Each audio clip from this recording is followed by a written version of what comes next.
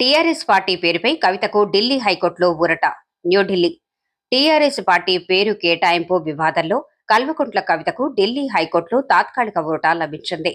TRS పేరును కేటాయించడం సాధ్యం కాదంటూ కేంద్ర ఎన్నికల సంఘం ఈ ఏడాది మే 12, జూన్ 23 తేదీల్లో నోటీసులు జారీ చేసిన సంగతి తెలిసిందే.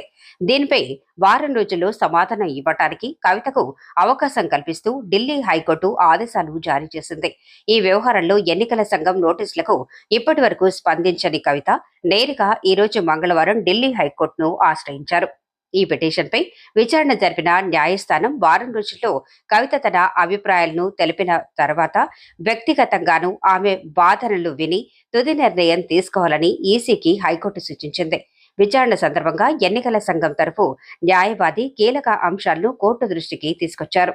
ఇప్పటికే టీఆర్ఎస్ పేరుతో పోలిక ఉన్న 2 రాజకీయ పార్టీలు నమోదై ఉన్నందున అదే పేరును కవితకు కేటాయించడం ఎన్నికల నిబంధనలకు విరుద్ధమని తెలిపారు.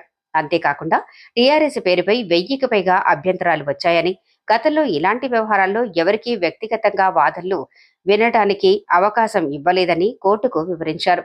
టీఆర్ఎస్ పేరును కేటాయించడం సాధ్యం కాదని ఇప్పటికే కవితకు స్పష్టం చేసినట్లు ఈసీ తరఫున న్యాయవాది తెలిపారు. మరోవైపు కవిత తరఫున న్యాయవాది మాత్రం టీఆర్ఎస్ పేరును ఆమెకు కేటాయించాలని కోర్టులో వాదనలు వినిపించారు.